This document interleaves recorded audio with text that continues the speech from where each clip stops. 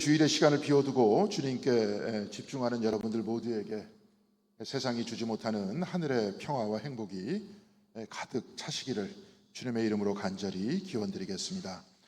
오늘 우리가 읽은 복음서의 말씀 누가복음 12장 33절에는 이렇게 나와 있습니다. 너희 소유를 팔아서 자선을 베풀어라. 너희는 자기를 위하여 낡아지지 않는 주머니를 만들고 하늘에다가 없어지지 않는 재물을 쌓아두어라. 소유를 팔아서 자선을 베풀어라. 좋은 말씀이지만 제일 먼저 드는 생각은 따라하기 힘든 말씀이라는 겁니다. 오늘의 말씀과 같은 주님의 말씀을 듣거나 전할 때마다 제가 느끼는 반응은 커다랗게 두 가지입니다. 성경에 나와 있는 말씀이니 현실성이 없다. 누가 이런 말씀을 따르겠는가? 이런 반응이 첫 번째이고, 두 번째는 맞는 말씀이지만 내 신앙이 부족하여서 따를 수 없다. 이렇게 말씀하시는 것이 두 번째 반응입니다. 둘 다 할 수 없다는 말입니다. 그래서 신앙생활을 제대로 하는 것은 금욕적인 사람한테나 가능한 일이다, 이렇게 생각합니다. 실제로 개신교 초창기 미국으로 건너간 청교도들의 삶은 대단히 금욕적이었습니다. 그렇다면 과연 신앙생활은 우리의 의지를 훈련시키는 것이겠습니까? 의지가 강하면 구원을 받고 의지가 약하면 구원을 받지 못하는 것입니다. 만일 이렇다면 바울이 로마서에서 말씀한 율법의 행위로 구원을 받는 것이 아니라 하나님의 은혜로 구원을 받는다는 것, 이런 것과는 어떻게 연결될 수 있겠습니까? 예수께서 소유를 팔아 자선을 베풀라는 것도 내가 덜 입고 덜 가져도 아껴가면서 자선을 베풀라는 말씀입니까? 만일 그렇다면 이 말씀 역시 하나님의 은혜로 구원을 받는 것이 아니라 내 의지와 행위로 구원을 받는다는 율법적인 생각이 아닙니까? 그렇다면 왜 주님께서는 소유를 팔아 자선을 베풀라고 하셨겠습니까? 우리는 이 말씀을 어떻게 이해해야 하는 것입니까? 저는 지난주 월사기도회에서 신앙생활은 하기 싫은 금욕적 삶이 아니라 행복한 삶이다, 이렇게 말씀드렸습니다. 교회 정원에 팔복의 길이 있는데요, 팔복이란 무엇입니까? 8가지 행복의 길이라는 말입니다. 저렇게 살면 행복하다는 겁니다. 우리가 가지고 있는 개역개정이나 새 번역에서는 심령이 가난한 사람은 복이 있나니 혹은 마음이 가난한 사람은 복이 있나니 이렇게 되어 있지만 공동번역 성경에서는 이렇게 나와 있습니다. 마음이 가난한 사람은 행복하다. 하늘나라가 그들의 것이다. 피상적으로 읽으면 내 의지를 가지고 억지로 그 욕망을 억누르는 사람이 행복하다, 이렇게 볼 수 있겠지만, 마음이 가난한 사람이란 마음이 부자가 아니라 마음이 가난하다, 마음이 원하고 집착하는 것이 가득 차 있는 것이 아니라 아무것도 바라는 것이 없이 비어 있으니 가난하다, 이 말입니다.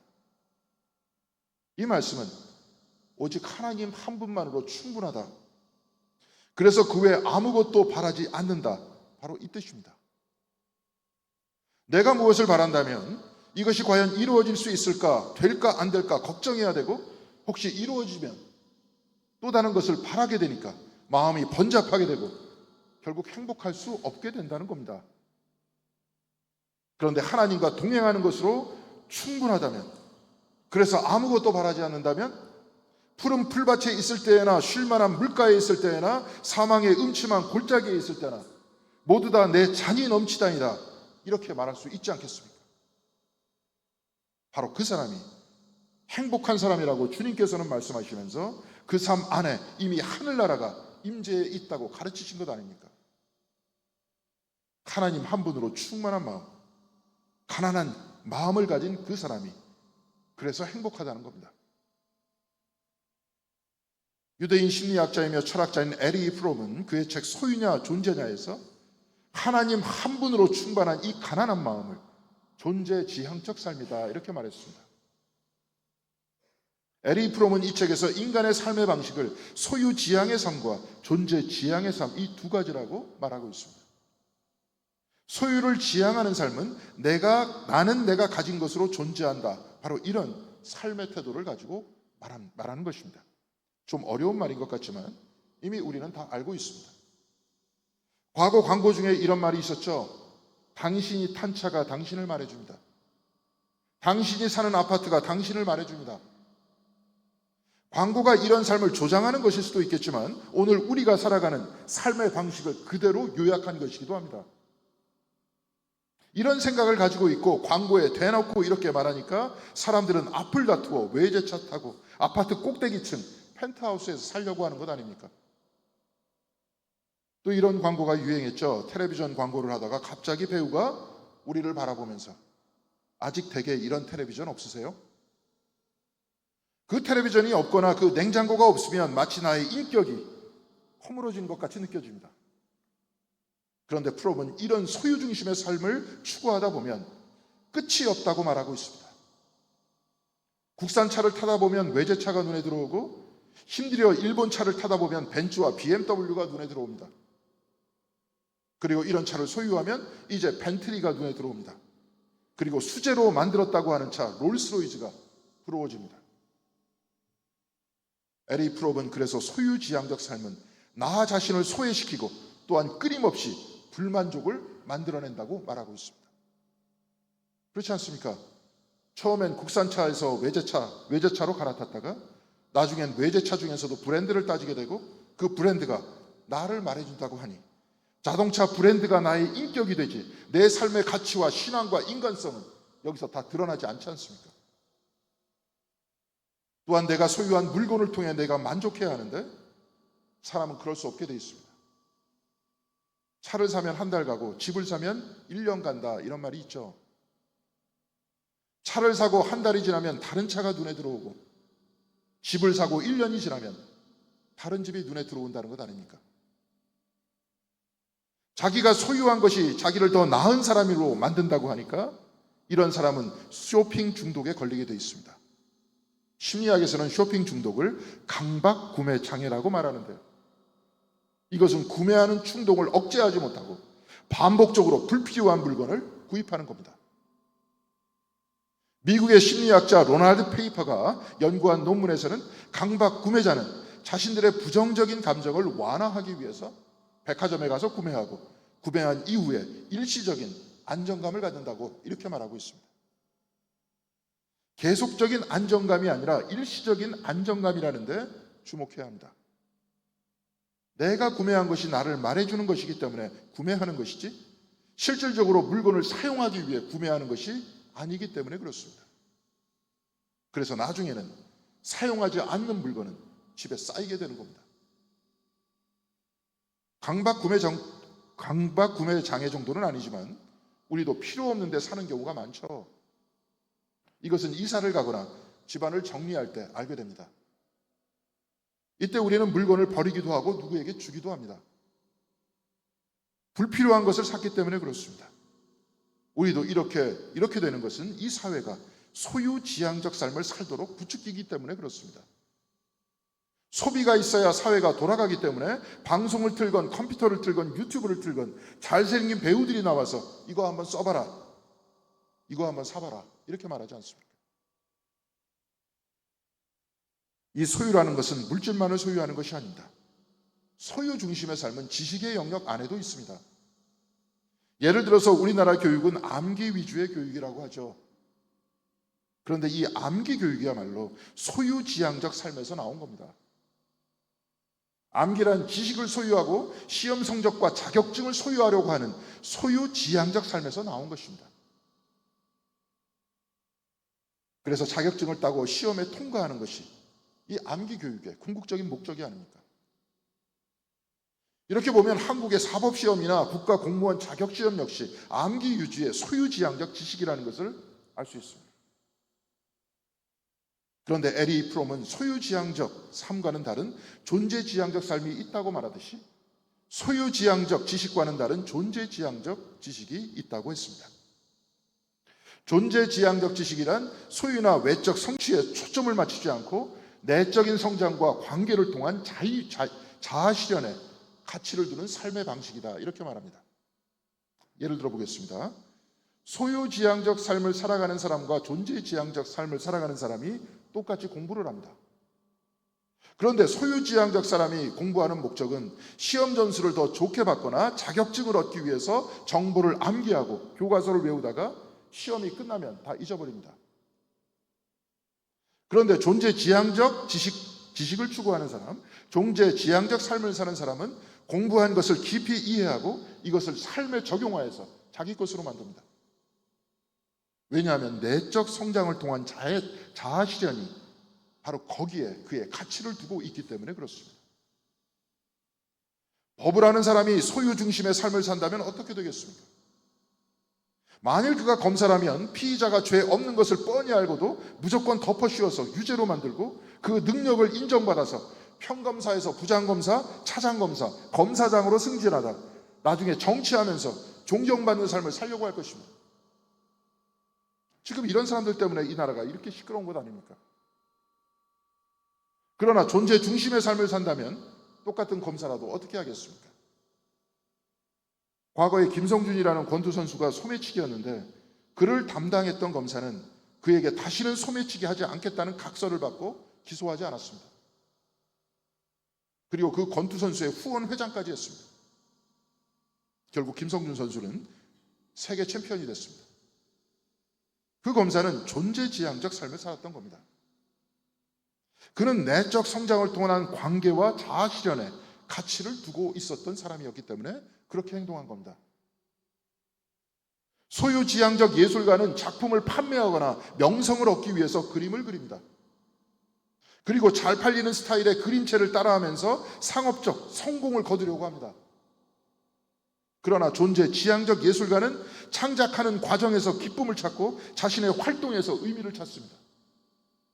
동네 담벼락에 벽화를 그리거나 마을 사람들과 협력하여서 창의적인 마을 음악회를 열어서 삶 속에서 아름다움을 추구하는 예술과 본연의 삶을 살아나가는 겁니다. 일터에서도 마찬가지입니다. 소유지향적 노동자는 돈과 승진을 위해 일을 합니다. 그래서 일보다는 노동이라고 해야 되고 이 일은 하기 싫은 일을 억지로 하는 겁니다. 그런데 존재지향적 노동자는 자신의 재능과 열정을 통해서 회사와 동료 사이에 기여를 하려고 합니다. 교사라면 소유지향적 삶을 사는 사람은 평교사에서 교감이 되고 교감에서 교장이 되고 나아가 정부의 교육기관에 들어가 끊임없이 자신의 커리어를 높이는 데 관심을 갖지만 존재지향적 교사는 학생들의 잠재력을 찾아내고 그들이 더 좋은 아이디어를 내도록 이끌어주고 이들의 성장을 보면서 기쁨을 느낍니다. 왜냐하면 그는 내적인 성장을 통한 자아 실현과 사람과의 관계에 가치를 두고 있기 때문에 그렇습니다.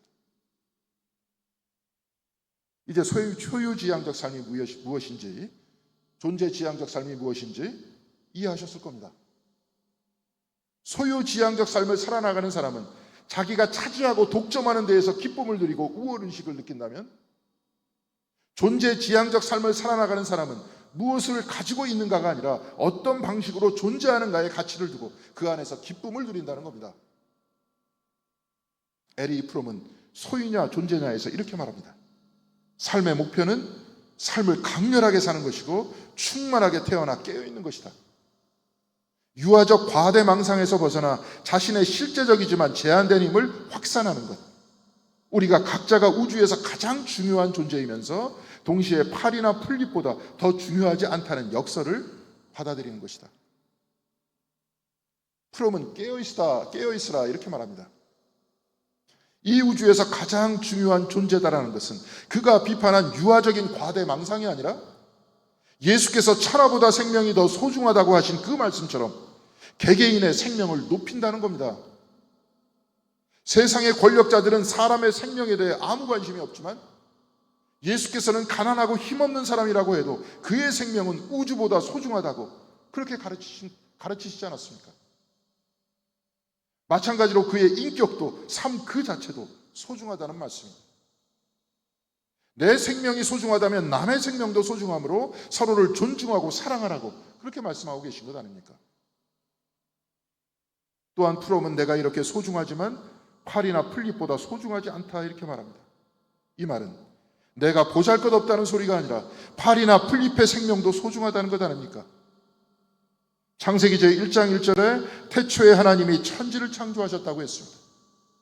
세상은 하나님의 말씀을 통해 하나님 안에서 밖으로 나왔으니 생명 중 소중하지 않은 것은 단 하나도 없다는 것이 그 말씀의 가르침 아닙니까?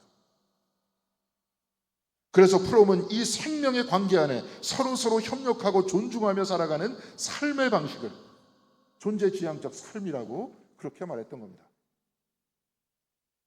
우리가 모여 이렇게 예배드리고 기도하는 이유도 소유지향적 삶을 살기 위해서가 아니라 존재지향적 삶을 살기 위해 모인 것이 아닙니다. 그런데 안타까운 것은 우리의 신앙생활을 소유지향적 삶의 연장으로 이해하기도 한다는 데 있습니다. 이런 설교나 말씀을 들어본 적이 있었을 겁니다. 하나님께 남편을 얻게 해달라고 기도할 때 그 사람의 학벌과 키와 직업을 정확하게 말씀드려야 하나님께서 들어주신다. 신앙이란 소유지향적 삶이 아닌 존재지향적 삶을 살아나가는 것이라고 했습니다. 이 소유지향적 세상 안에서 서로 협력하고 서로 칭찬하고 서로를 북돋아주면서 서로의 내면에 있는 능력과 힘을 끌어올려서 아름다운 교회로 만들어가는 것, 그것이 교회라면 추구해야 될 그러한 삶이 아니겠습니까? 그런데 사람이나 직위를 소유하기 위해서 기도한다면 신앙을 잘못 이해하고 있는 것 아닙니까?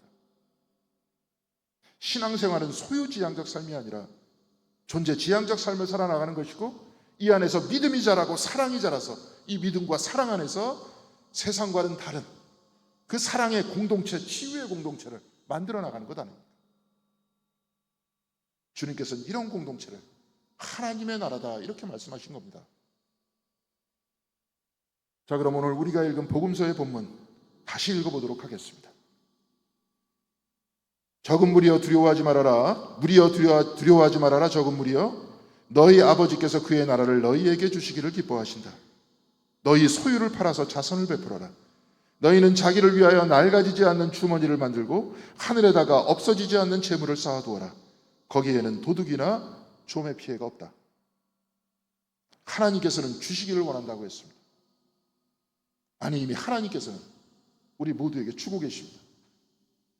하나님께서는 생명을 주고 계시고 가족과 교회와 친구와 이 우주와 자연을 주시고 계십니다. 그런데 또한 하나님께서는 주시면서 기뻐하신다고 했습니다. 에리 프롬의 존재 지향적 삶에 적용해 본다면 하나님께서는 주시면서 존재하시는 분, 그것도 주시면서 기뻐 존재하시는 분이라는 겁니다.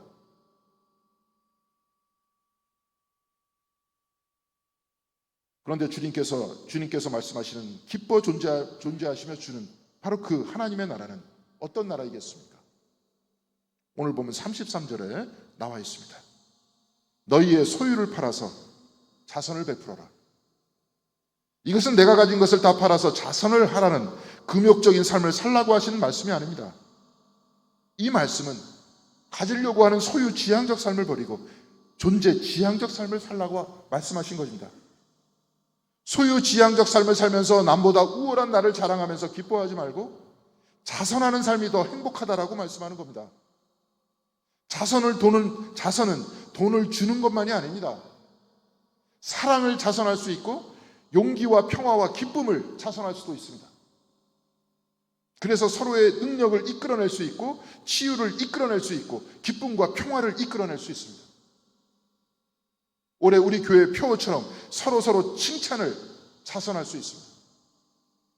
지적하기보다도 고래도 춤추게 하는 이 칭찬을 통해서 각자 가지고 있는 능력을 발휘하게 할 수 있습니다. 그래서 우리 교회와 속회가 더더욱 아름다워질 수 있습니다. 속회에서 같이 경청하고 같이 울고 같이 기뻐할 수 있습니다. 몸이 아픈 성도님들을 위해 중보하면서 같이 기도할 수 있습니다. 그래서 질병으로 지친 몸이 새 힘을 줄 수 있습니다. 주님께서 병자들을 치유하실 때마다 이렇게 말씀하셨습니다. 내 믿음이 너를 구원하였다. 우리는 기도를 통해 치유해 주시는 하나님을 더욱더 굳세게, 더욱더 큰 믿음을 가지고 붙들 수 있습니다. 그 믿음이 우리를 치유한다는 것 아닙니까? 이 사랑의 관계 속에서 우리가 경험하는 행복과 기쁨은 이 세상의 주머니, 소유하는 물질적 주머니로 담을 수 있는 것입니까? 그렇지 않지 않습니까? 감동과 기쁨은 주머니에 담을 수 없습니다. 눈에 보이지 않고 우리의 가슴으로 느끼는 것이기 때문에 그렇습니다. 이 기도를 통한 치유와 이적 역시 세상의 주머니에 넣을 수 없습니다. 이것은 물질이 아니고 마음으로 체험하는 것이기 때문입니다. 그래서 주님께서는 너희는 자기를 위하여 낡아지지 않는 주머니를 만들고 하늘에다가 없어지지 않는 재물을 쌓아두어라 이렇게 말씀하신 겁니다. 주님께서는 내 마음속에 있는 체험과 그 영적인 주머니는 하늘과 연결되어 있다라고 말씀하고 계십니다. 우리가 서로의 관계를 통해서 서로의 능력과 서로의 가능성을 높여주고 그 영적인 기쁨의 체험을 통해 서로 협력하여 하나님의 일을 해나갈 때 이것은 하늘과 연결되어 있다는 겁니다. 그래서 바로 그것이 하나님 나라라는 겁니다. 하나님 나라는 죽어 그 이후에 가는 곳이 아니라 존재지향적 믿음의 삶을 살아가는 우리의 신앙생활, 바로 이곳에서부터 시작한다는 것 아닙니까? 미국의 신학자이자 신부인 헨리 나우에는 영적 지도라는 책에서 이렇게 글을 쓰고 있습니다. 내 삶의 처음부터 두 가지의 내면의 목소리가 나에게 말해왔다. 하나는 헨리, 너 스스로 성공해야 한다. 내가 너를 자랑스러워할 수 있도록 하라 하는 목소리였고, 다른 하나는 헨리, 세상의 눈에 별로 흥미롭지 않은 일을 하더라도 예수님의 마음 가까이에, 하나님의 사랑 가까이에 머물러라 하는 소리였다. 첫 번째 목소리 곧 성공해야 한다. 내가 너를 자랑스러워할 수 있도록 하라 하는 그 목소리는 소유지향적 삶의 목소리였습니다. 이 목소리는 그 자신으로부터 나오는 소리였습니다. 그런데 두 번째 소리는 예수님 마음 가까이, 하나님의 사랑 가까이에 머물러라, 그 사랑 안에 존재하라는 그런 목소리였습니다. 그것은 그로부터 나오는 소리가 아니라 하늘로부터 내려오는 소리가 아니었습니까? 사랑하는 성도 여러분, 신앙생활은 소유지향적 삶이 아닙니다. 그렇게 되어서도 안 되고 그렇게 될 수도 없습니다. 그리고 이 소유지향적 삶을 우리 인생을 행복하게 하지도 않습니다. 신앙생활은 존재지향적입니다. 그래서 하나님과 예수의 사랑 가까이에 머물고 또한 그 안에 머물면서 서로 사랑을 자선하고 기쁨을 자선하는 삶을 살아나가는 것, 바로 이것이 존재지향적 삶이고 바로 신앙생활인 것입니다. 그래서 신앙생활은 금욕이 아닙니다. 하기 싫은 것 억지로 하는 것 아닙니다. 신앙생활은 그 안에서 행복한 생활인 겁니다. 세상의 모든 사람들도 행복을 찾고 있지만 많은 사람들은 소유에서 행복을 찾다가 결국은 실패합니다. 그렇지만 주님께서는 행복으로 가는 그 길을 우리 모두에게 알려주고 계신 것입니다. 사랑하는 성도 여러분, 칭찬과 사랑과 용기와 기도를 서로 자선하시면서 세상이 줄 수 없는 평화를 얻고 살아가는 아름다운 공동교회가 되기를 바랍니다. 이제 이곳에서부터 천국을 시작하여서 또한 천국을 체험하시는 저와 여러분들 모두가 되시기를 주님의 이름으로 간절히 기원드리겠습니다. 기도하시겠습니다. 사랑과 은혜가 충만하신 하나님, 감사드립니다. 때로 우리가 주님께서 가르쳐 주신 신앙을 제대로 이해하지 못해서 삶 속에서 그냥 그렇다라고 넘어가고, 또한 우리가 정해진 그 기준에 따라서 신앙생활을 또한 하는 경우가 많습니다.